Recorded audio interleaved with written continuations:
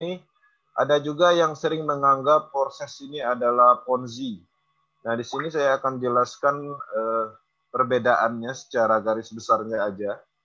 Jadi proses ini modal sesuai dengan penghasilan. Jadi maksudnya ketika kita modalnya kecil, satu slot, artinya limpahan yang kita dapatkan senilai itu juga. Jadi sesuai dengan modal yang kita keluarkan. Tapi kalau ngambil 15 slot, itu beda hasilnya dengan kita ngambil 2 slot. Nah, kalau di Ponzi itu biasanya modalnya kecil, tapi untungnya besar. Seperti itu. Kemudian keuntungan yang ditentukan oleh kerja keras dan tim. Jadi keuntungan ditentukan oleh kerja keras, ya, pemahaman, kemudian tim, kuatnya tim, itu diproses. Kalau di Ponzi, dia menjanjikan keuntungan tetap per bulan. Ini persentase ya, 30% per bulan, 60% per bulan, tapi belum tentu. Itu nyampe 3 bulan ya, seperti itu biasanya. Kemudian, proses tidak mengelola dana Anda dan 100% transparan. Di proses itu tidak ada dana yang dikelola, murni crowdfunding system, tapi sifatnya sangat transparan. Jadi nggak ada development mengambil sedikit pun dari dana yang masuk seperti itu, murni untuk komunitas itu sendiri. Jadi crowdfunding system yang sudah berjalan 100% transparan. Nah, kalau di Ponzi itu dana diatur perusahaan, tidak jelas alirannya. Jadi kalau di Ponzi itu biasanya dia bercerita tentang suatu konsep real business, dana itu dijalankan di bisnis, seperti itu. Kemudian ketika kita join, dananya masuk ke rekening perusahaan, tapi dana itu nggak jelas diputarnya kemana, karena memang tidak ada transparansinya. Ya, dia bisa aja bilang misalnya untuk bangun hotel, tapi tidak bisa dibuktikan 100%. Seperti itu. Kemudian sistemnya adil, menguntungkan semua member. Nah, jadi ini yang dimaksud dengan adil ini, itu kita mendapatkan income itu sesuai hak kita, karena sudah ditentukan di slot. Titik programnya itu sudah ditentukan di slot. Jadi kalau memang slot itu dilimpahkan, dapatnya dengan kita ya untuk kita, seperti itu. Kalau di Ponzi, sistemnya tidak adil, hanya menguntungkan yang teratas. Jadi yang join pertama di Ponzi itu biasanya dapat duit. Coba perhatikan Ponzi, itu biasanya yang beli mobil, beli rumah itu kalau nggak foundernya, itu ring satunya, seperti itu. Nah, itu ciri-cirinya. Makanya kadang saya melihat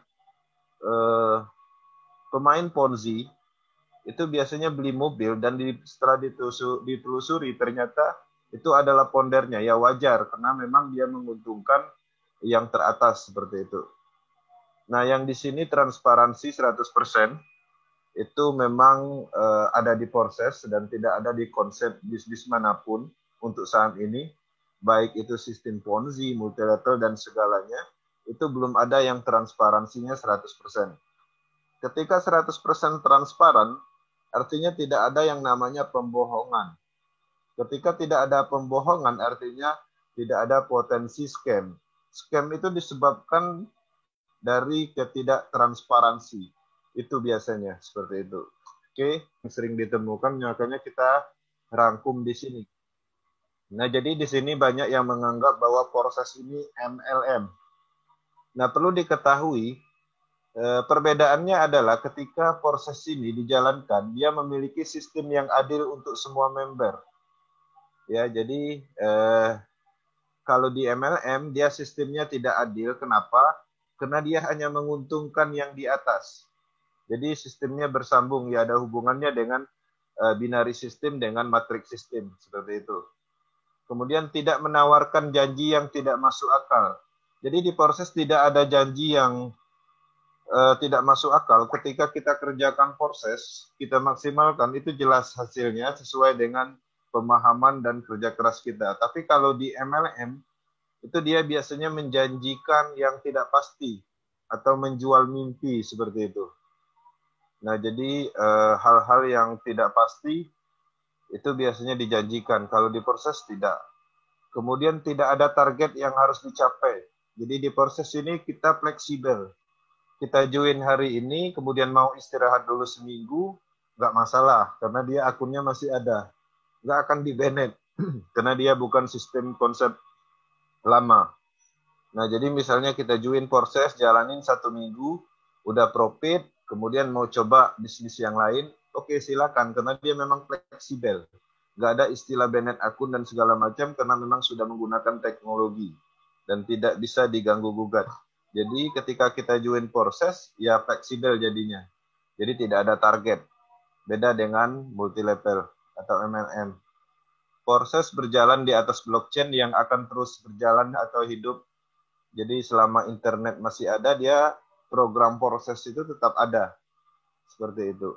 Kalau di MLM itu biasanya dia tidak bertahan lama karena dia mempunyai teknologi yang biasa atau server terpusat yang mana di sana ada namanya domain kontrak seperti itu. Ketika ini biasanya itu jarang bertahan lama. Ya adapun ya 2 tahun udah oke, seperti itu. Oke. Di sini Nah, di sini paling banyak ditanyakan berapa lama balik modal. Nah, jadi pertama yang perlu dipahami tergantung dari aktif ya, keaktifan. Jika aktif maka semakin cepat untuk balik modal karena penghasilannya 100%. Jadi kalau kita aktif, join hari ini 1 jam ke depan itu bisa balik modal. Kalau aktif. Seperti itu. Karena 100% itu untuk member itu sendiri, untuk user, untuk program sesuai dengan programnya. Kemudian tergantung random matrix bisa juga dibantu dengan limpahan dari matrix yang bagus. Nah, jadi di sini ada hubungannya dengan jalur matrix kita. Apakah kita ada di jalur matrix yang baik atau tidak, seperti itu. Ini pernah saya jelaskan di forum akademinya untuk masalah ini. Jadi memang di proses ini ada matrik yang bagus dan ada juga matrik yang sepi. Karena kita melihat ada beberapa kawan-kawan yang lama mendapatkan limpahan, setelah ditelusuri ternyata dia berada di matrik yang tidak baik. Nah, untuk di tim power team itu dipastikan matriknya bagus karena di global system, di globalnya proses itu ada 3 tim aja yang besar, yang matriknya bagus. Power team, top team, dan elite team. Kebetulan kita berada di power team. Oke. Kemudian di yang ketiganya itu tergantung dari slot yang dibuka. Jadi semakin besar slot, maka semakin besar juga potensi limpahan globalnya, seperti itu, atau potensi tron yang didapat. Karena kita berada di posisi sesuai dengan slot, seperti itu ya. Jadi limpahan itu nilainya sesuai dengan slot yang kita ambil. Kalau slotnya kita ambil 1 slot, ya pasti hasilnya beda dengan orang yang mengambil 10 slot. Karena limpahan di slot 10 dengan slot 1 itu nilainya berbeda. Seperti itu. Oke. Nah, jadi di sini saya akan menjelaskan sedikit yang perlu dipahami.